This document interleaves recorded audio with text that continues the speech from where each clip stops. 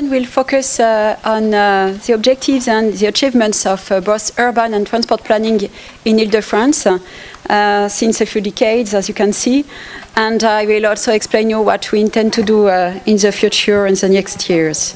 So let's begin by some facts about the region today. So Ile-de-France is a very small region in France. It's in pink on the map above. If you take into account its surface, but it's very important because it's the capital region of Paris. It's almost 20% of French population, 6 million jobs, and 29% of French GNP. Concerning administrative levels, of course, the French national state has still a very important influence on the decisions taken in the region, but we have also local levels, one regional council for the whole region, 8 departments, of which the city of Paris, and 113 intermunicipalities and more than 1,000 municipalities. So that's a lot of different local levels. Each of them have elected representatives. Considering urbanization, transport, and environment, it's mandatory to elaborate different plans which are shown on this diagram. Above all the plans, there are 2 plans. First, the Regional Urban Master Plan, which is now elaborated by the Regional Council, and the Regional Plan for Climate and Air. And then there is the Sustainable Urban Mobility Plan, which is elaborated by Steve, the Public Transport Authority. And there are lots of local plans which should comply to the above ones.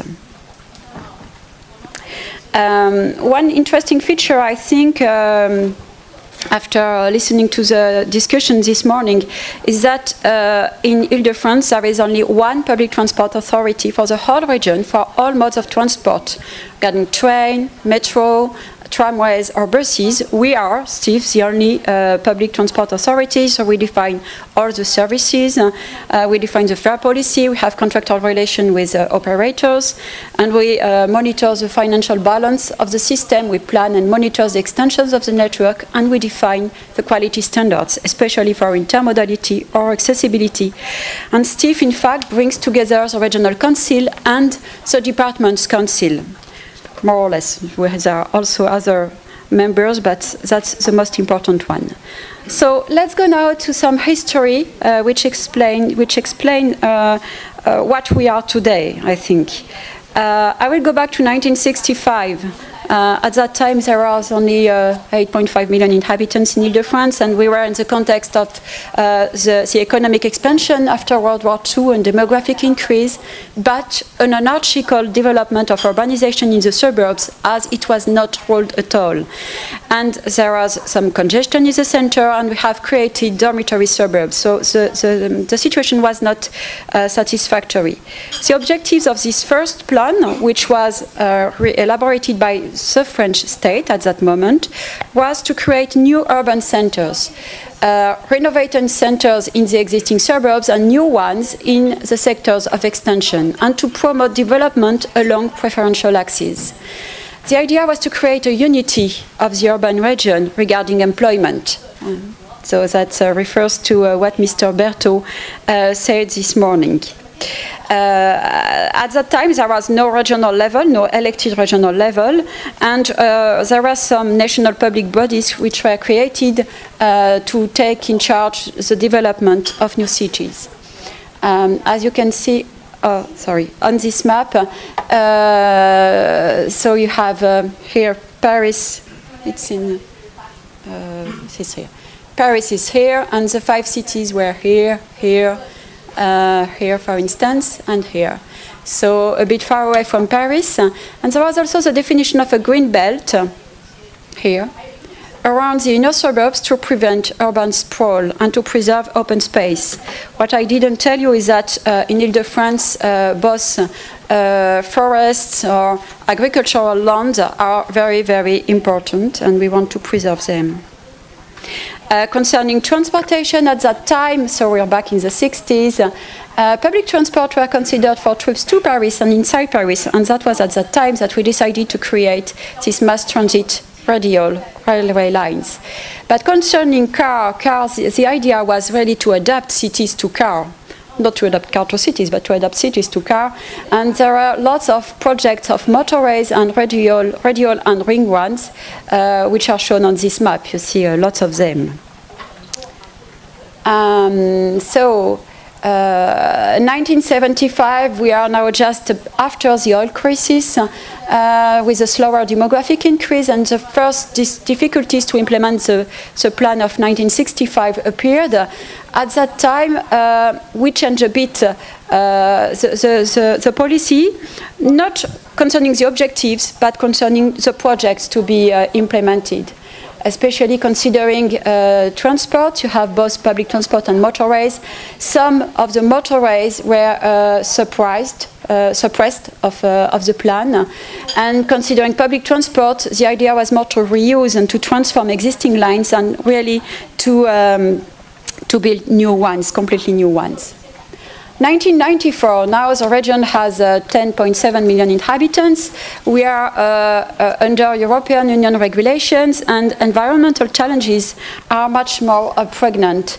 So the objectives was first to secure the influence of the region Île-de-France, considering European and international influence, and to correct territorial, social and economic disparities which have appeared in the region, especially as there were for the first time deindustrialization in Paris and in the inner suburbs, creating industrial wastelands, which were territories that could be completely renovated.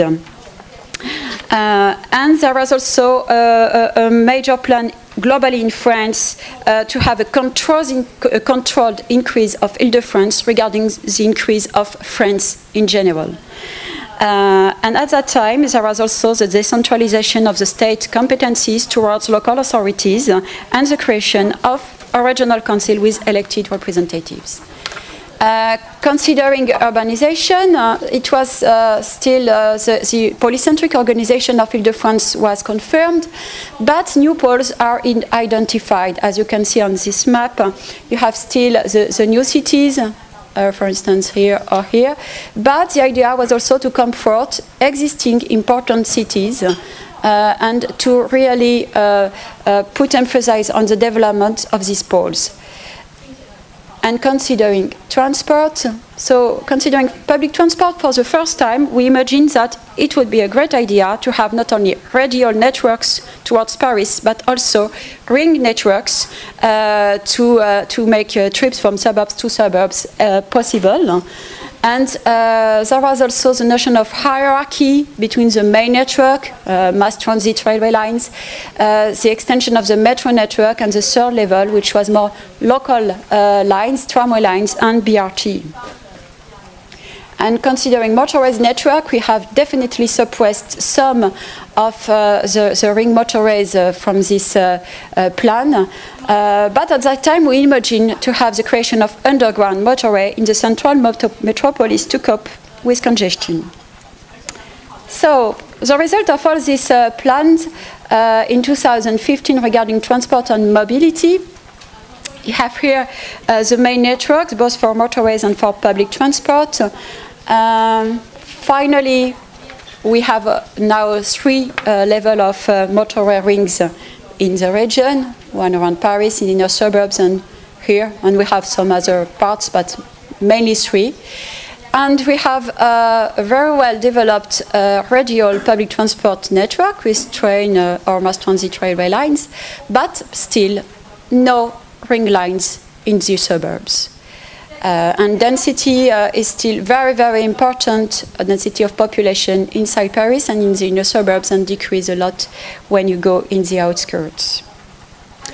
As a consequence of these networks, have here the number of jobs which is accessible in less than an hour by car on the left, by public transport on the left, by car on the right.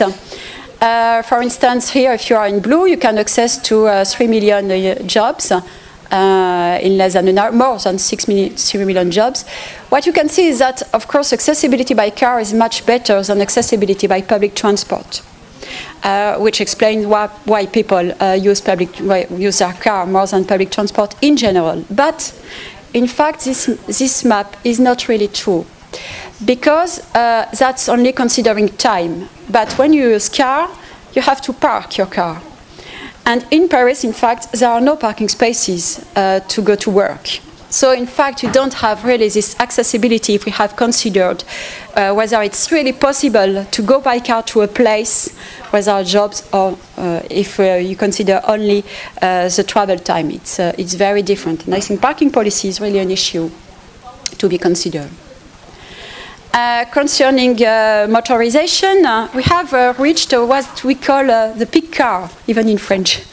There is now almost 5 million of private cars, but if you see this average, it's the number of cars per household in Ile-de-France, the red line, it has remained stable. And for inhabitants of Paris or in the inner suburbs, now they have less and less cars. So we have reached a point of demotorization in where public transport and all other type of modes like walking or cycling are easy. It's now people have less cars. Of course, in the outer suburbs where public provision is still not very important, the number of cars increases. If we consider now daily mobility, so from 1976 to 2010, what's important is that there was a period of stability of the use of public transport during, I would say, 40 years. But in the 2000s, we observed an increase of 20% of the use of public transport per day, which for us, of course, was really the result of all the policies we have implemented. And car use remains stable in the whole region. That's the same number here in orange, believe me. Walking is very important, and two wheels here it's the sum of both motorized and bicycles. But now the bicycles are also increasing, which is also very important. And that's the result of both transport policy, urbanization policy, because in the year 2000s there was really densification in Paris and in the inner suburbs, so where public transport are well organized. And it's also a question of way of life, as now young people do not consider having a car or making trip by car as so important to prove their social level than it was the case for older people. So it's really a big change. As Mr. Berthaud told you this morning, it's true that we have lots of trips in the suburbs and not in Paris, 70% of trips.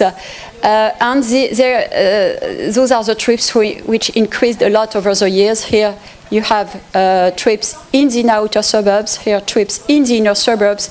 And if you see trips related to Paris, they remain stable over the years and are not very important, in fact. So we have really to face this question of trips. But this morning, Mr. Berthaud showed you a picture of trips in the region Ile-de-France, which tend to make believe that trips in the suburbs were very, very long trips. And in fact, it's not the case at all. The average length of trips globally in Ile-de-France is 4.4 kilometers. If we consider only commute trips, it's 10 kilometers. So trips are not very, very long. And more, what is very important, if you consider the policentric policy that I explained you just a minute ago, it's possible. We have created mobility areas around around the centers outside Paris. For instance, I explained this map. If you consider this area and the trips made by the inhabitants of this area, 75% of the trips made by the inhabitants of this area remain in this area. If you exclude commuting, it's even more.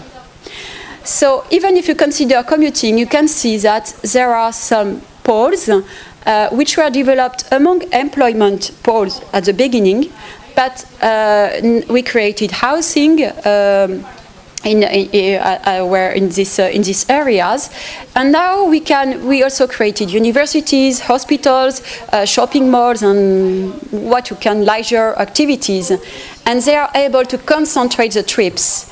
And the idea for us is really that we don't want people to make less trips. We want people to make less long trips. That's very important for sustainability, and that's why we want to promote this type of organization in the future.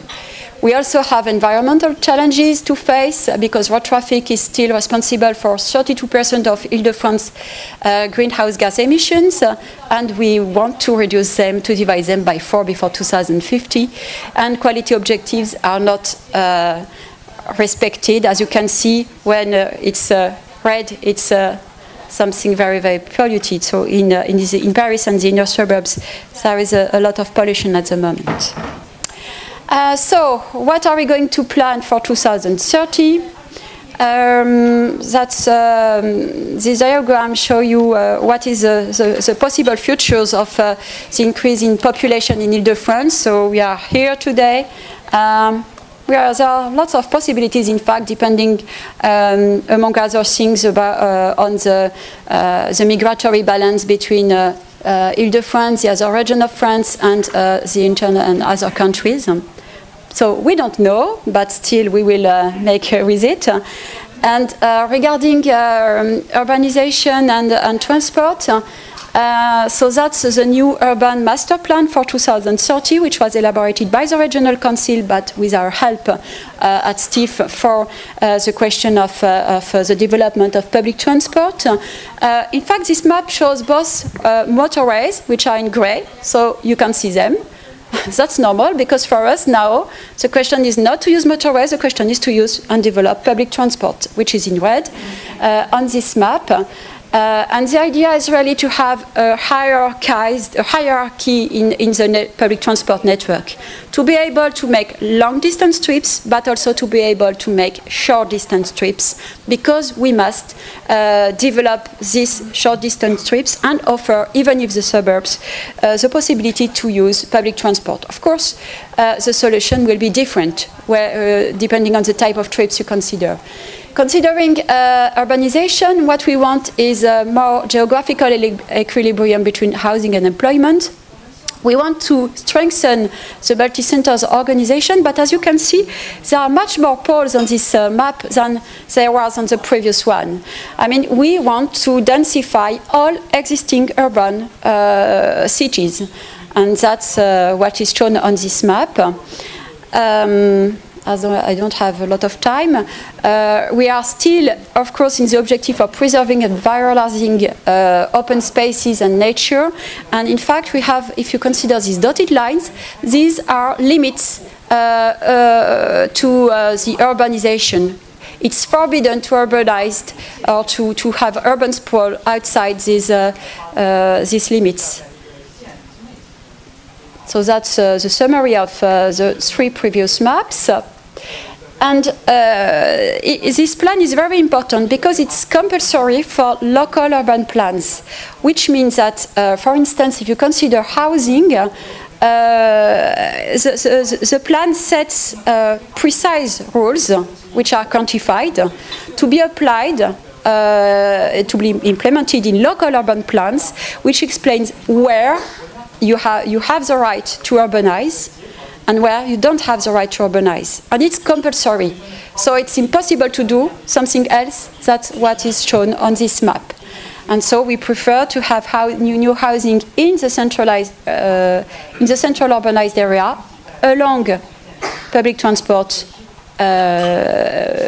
railway network, and in existing outside poles.